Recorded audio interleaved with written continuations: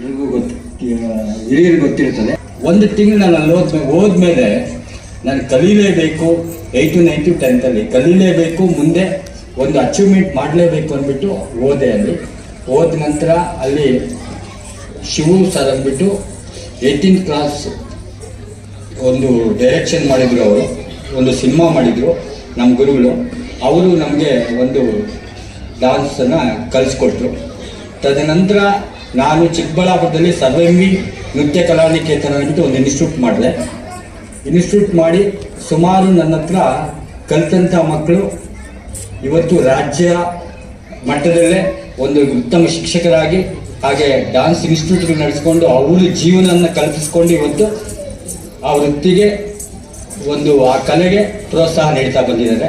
ಹಾಗೆ ನನ್ನ ಒಂದು ಇನ್ಸ್ಟಿಟ್ಯೂಟಲ್ಲಿ ಬೆಳೆದಂಥ ಮಕ್ಕಳು ಇಬ್ಬರು ಒಂದು ಸಿನಿಮಾ ಫೀಲ್ಡ್ಗೂ ಹೋದರು. ಎಕ್ಸಾಂಪಲ್ಲು ಹರಿಪ್ರಿಯಾ ನನ್ನ ಅವ್ರಿಗೆ ಆ ಮಗು ಹೆಸರು ಚಿಕ್ಕಬಳ್ಳಾಪುರದಲ್ಲಿದ್ದಾಗ ಶ್ರುತಿ PPS ಶಾಲೆಯಲ್ಲೇ ಓದಿದ್ದು. ಆ ಮಗು ಕಾನ್ವೆಂಟ್ ಸ್ಕೂಲಲ್ಲಿ ಓದ್ತಾ ಇದ್ರು. ನಾನು ಏನು ಗೊತ್ತಾ, ನಾನು ಒಂದೇ ಒಂದು ಎಕ್ಸಾಂಪಲ್ ಹೇಳ್ತೀನಿ. ನಾನು ಎಲ್ಲ ಇನ್ಸ್ಟಿಟ್ಯೂಟ್ಗೂ ಹೋಗ್ತಾ ಇದ್ದೆ. ಮೊದಲು BGS ಶಾಲೆಯಲ್ಲಿ ಮಾಡ್ತಾ ಇದ್ದೆ. ಸ್ವಾಮೀಜಿ ನಿರ್ಮಲಾನಂದ ಸ್ವಾಮೀಜಿ ಅವರು ಕೆಲವೊಂದು ಕ್ಯಾಸೆಟ್ಗಳು ತೊಗೊಂಬಂದು ನನಗೆ ಕೊಡ್ತಾ ಇದ್ರು. ವಕೀಲ್ ಚೌಕಿಯಲ್ಲಿ ಕ್ಲಾಸ್ ಇನ್ಸ್ಟಿಟ್ಯೂಟ್ ಇದ್ದಾಗ ಅವ್ರು ತೊಗೊಂಬಂದು ಕೊಟ್ಟರೆ ಅದನ್ನೇ ನಾನು ಕೊರಿಯೋಗ್ರಫಿ ಮಾಡ್ತಾ ಇದ್ದೆ. ಇನ್ನು 1000 ಜನ 500 ಜನ ಒಂದು ಮಾರ್ಚ್ ಡಾನ್ಸ್ಗೆ ಎಲ್ಲ ಹೇಳ್ಕೊಡ್ತಾ ಇದ್ದೆ.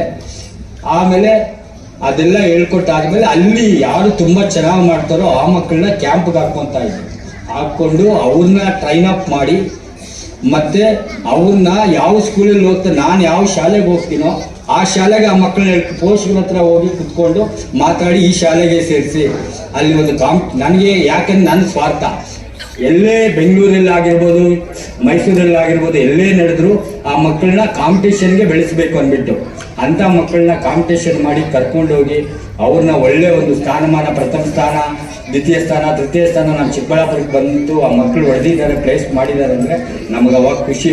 ಏನು ಹೋಗೋದಿಕ್ಕೆ ಬಸ್ಸಲ್ಲಿ ಹೋಗೋದಿಕ್ಕೆ ಕೂಡ ನಮ್ಗೆ ಚಾರ್ಜ್ ಕಾಸು ಇರ್ತಾ ಇರಲಿಲ್ಲ. ಯಾರೋ ಶ್ರೀಮಂತ ಪೋಷಕರು ಇರ್ತಾರಲ್ವ ಅವ್ರ ಹತ್ರ ಸ್ಪಾನ್ಸರ್ ತೊಗೊಳೋದು. ಅಲ್ಲಿ ಎಂಟ್ರಿ ಫೀಸ್ ಕಟ್ಟಬೇಕಾಗಿತ್ತು.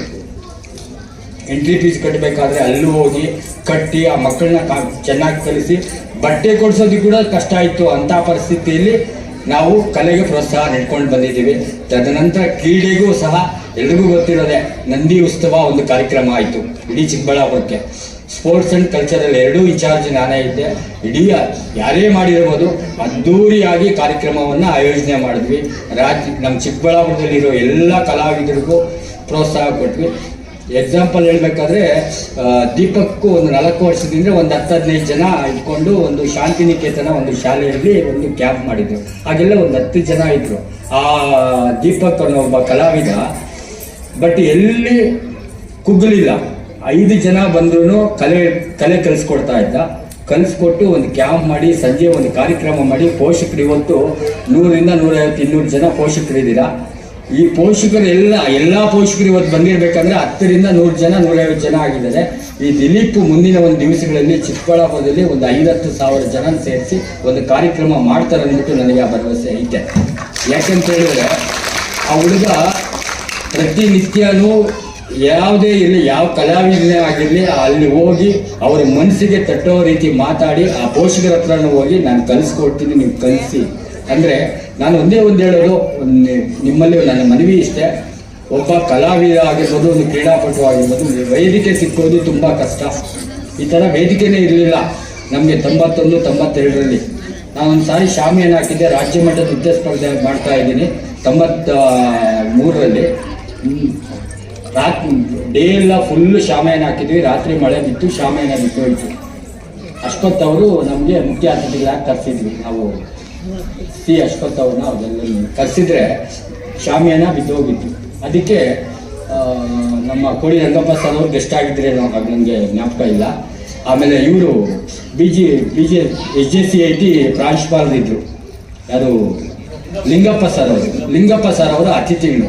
ಅವರಲ್ಲಿ ಕೇಳ್ಕೊಂಡ್ವಿ, ನಮಗೊಂದು ರಂಗಮಂದಿರ ಬೇಕು ಚಿಕ್ಕಬಳ್ಳಾಪುರಕ್ಕೆ, ದಯವಿಟ್ಟು ನಮ್ಮಂಥ ಬಡ ಕಲಾವಿದರು ತುಂಬ ಜನ ಇದ್ದಾರೆ ಚಿಕ್ಕಬಳ್ಳಾಪುರದಲ್ಲಿ, ಎಲ್ರಿಗೂ ಕಲಿಸ್ಕೊಡ್ತಾ ಇದ್ದೀವಿ, ಫ್ರೀಯಾಗಿ ಉಚಿತವಾಗಿ ಕಲಿಸ್ಕೊಡ್ತಾ ಇದ್ದೀವಿ, ಒಂದು ರಂಗಮಂದಿರ ಒಂದು ಮಾಡಿಕೊಡಿ ಅಂದಾಗ ಅವರು ಒಂದು ಸಂಘಟನೆ ಮಾಡಿ ಅವತ್ತಿಂದ ಜೂನಿಯರ್ ಕಾಲೇಜ್ ಮುಂದೆ ಒಂದು ನಂದಿ ರಂಗಮಂದಿರ ಅಂದ್ಬಿಟ್ಟು ಒಂದು ಸ್ಥಾಪನೆ ಮಾಡಿ